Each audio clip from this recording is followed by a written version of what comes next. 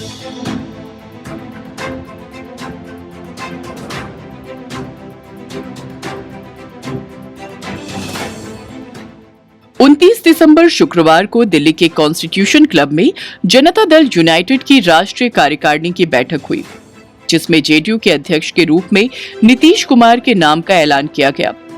नीतीश कुमार दूसरी बार जनता दल यूनाइटेड के अध्यक्ष बन गए हैं। पार्टी के राष्ट्रीय अध्यक्ष ललन सिंह ने पद से इस्तीफा दे दिया और खुद ही नीतीश को अध्यक्ष बनाने का प्रस्ताव रखा, जिसे सर्वसम्मति से पास कर लिया गया। इस मौके पर जेडीयू के राष्ट्रीय महासचिव दसई चौधरी ने बताया कि पार्टी के सभी नेताओं की राय थी कि प्रमुख चेहरा होने के नाते 2024 के लोकसभा चुनावों से पहले नीतीश को संगठन की कमान संभालनी चाहिए। इसके बाद नीतीश ने कहा कि आप लोगों का आग्रह है तो मैं इसके लिए तैयार हूं। ललन सिंह ने कहा, मैं बहुत समय तक पार्टी अध्यक्ष रह चुका हूं, मुझे चुनाव लड़ना है, पार्टी में दूसरे काम भी करने हैं। जनता दल यूनाइटेड के राष्ट्रीय प्रवक्ता केसी त्यागी ने प्रेस कॉन्फ्रेंस में बताया कि इस्तीफे के बाद ललन सिंह ने कहा कि जेडीयू का हर कार्यकर्ता आईएनडीआईए के साथ मजबूती से खड़ा है, हम किसी भी सूरत में बीजेपी के साथ नहीं जाएंगे। वहीं नीतीश कुमार के फूलपुर से चुनाव लड़ने के सवाल पर त्यागी ने कहा कि वो सीट समाजवादियों का मक्का मदीना है, वहां से कौन चुनाव लड़ेगा, ये नीतीश और अखिलेश मिलकर तय करेंगे। हालांकि अभी नीतीश कुमार ने तय नहीं किया है कि वो चुनाव कहां से लड़ेंगे। त्यागी ने कहा कि नीतीश कुमार जनवरी से जन जागरण अभियान चलाएंगे। त्यागी ने बताया कि सीएम ने बैठक में कहा है कि बिहार में राजद के साथ गठबंधन है, लेकिन अन्य राज्यों में अभी तय नहीं हो पा रहा है, जल्द इसे भी तय किया जाएगा। नीतीश कुमार ने कहा कि कांग्रेस उनकी योजनाओं की चर्चा नहीं करती है, वो देश भर में जातीय गणना करवाना चाहते हैं, लेकिन इन पर चर्चा नहीं होती है। नीतीश कुमार ने बिहार के अलावा दूसरे राज्यों के पदाधिकारियों को कल अपने आवास पर बैठक के लिए बुलाया है। सीएम सभी राज्यों के पदाधिकारियों के साथ सीट शेयरिंग पर चर्चा करेंगे। आपको बता दें कि नीतीश और ललन सिंह राष्ट्रीय कार्यकारिणी की बैठक के लिए एक साथ पहुंचे थे। जदयू की राष्ट्रीय परिषद की बैठक में 4 प्रस्तावों पर मुहर लगी। पहला, ललन सिंह के आधिकारिक तौर पर राष्ट्रीय अध्यक्ष पद से हटने। वो 21 जुलाई 2021 को राष्ट्रीय अध्यक्ष बने थे, उनका 2 साल का कार्यकाल पूरा हो चुका है। दूसरा, सभी राजनीतिक मुद्दों पर निर्णय लेने के लिए राष्ट्रीय अध्यक्ष नीतीश कुमार को अधिकृत किया गया। तीसरा, 149 सांसदों के निलंबन पर निंदा प्रस्ताव लाया गया और इसे गलत बताया गया।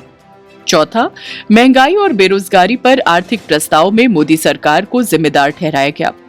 शुक्रवार को जनता दल यूनाइटेड की राष्ट्रीय कार्यकारिणी की बैठक कॉन्स्टिट्यूशन क्लब में सुबह 11:30 बजे से शुरू हुई और 1.5 घंटे से भी कम समय में खत्म हो गई। हालांकि इसके लिए 3 बजे तक का समय रखा गया था।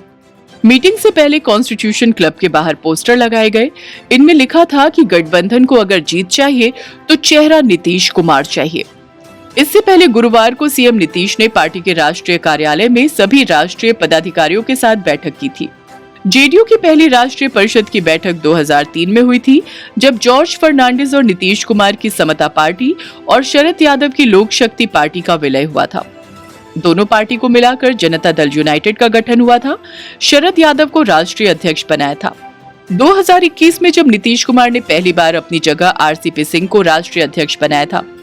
2022 में ललन सिंह को औपचारिक रूप से दूसरी बार राष्ट्रीय अध्यक्ष बनाया गया था। इससे पहले जुलाई 2021 में केंद्रीय मंत्री बनने पर आरसीपी सिंह ने राष्ट्रीय अध्यक्ष पद से इस्तीफा दे दिया था। तब उनके बाकी के कार्यकाल के लिए ललन सिंह को पहली बार राष्ट्रीय अध्यक्ष बनाया गया था। नीतीश कुमार के पार्टी अध्यक्ष बनने की खुशी पटना में जेडीयू ऑफिस में मनाई गई। ऑफिस के बाहर नेताओं ने एक दूसरे को गुलाल लगाकर बधाई दी। पार्टी नेताओं ने नीतीश कुमार को जन का नेता बताते हुए मिठाइयां बांटी। जेडीयू के राष्ट्रीय अध्यक्ष ललन सिंह के इस्तीफे पर बिहार बीजेपी के अध्यक्ष सम्राट चौधरी ने कहा कि ये जनता दल यूनाइटेड का अपना मामला है, वहां की लड़ाई है, भारतीय जनता पार्टी का उससे कोई लेना देना नहीं है। हम आज भी तैयार हैं कि जनता दल यूनाइटेड और राष्ट्रीय जनता दल मिलकर चुनाव लड़े, हम दोनों को हराने का काम करेंगे। नीतीश कुमार को जेडीयू का राष्ट्रीय अध्यक्ष चुने जाने पर सहयोगी पार्टी आरजेडी की भी प्रतिक्रिया आई है। बिहार के डिप्टी सीएम तेजस्वी यादव ने कहा कि नीतीश कुमार पहले भी लगातार पार्टी के अध्यक्ष रहे हैं और पार्टी के सर्वमान्य नेता हैं, उन्हें शुभकामनाएं। हम नए अध्यक्ष बने, उनका पार्टी का निर्णय रहा है तो पहले भी अध्यक्ष रहे ही हैं वो लगातार, और पार्टी के सर्वमान्य नेता भी हैं, तो बने हैं तो अच्छी बात है, उनको शुभकामनाएं। दिल्ली में जेडीयू की राष्ट्रीय कार्यकारिणी की बैठक के बाद सीनियर नेता केसी त्यागी ने मीडिया को संबोधित किया। उन्होंने कहा कि राष्ट्रीय कार्यकारिणी के फैसले को राष्ट्रीय परिषद में अनुमोदित किया।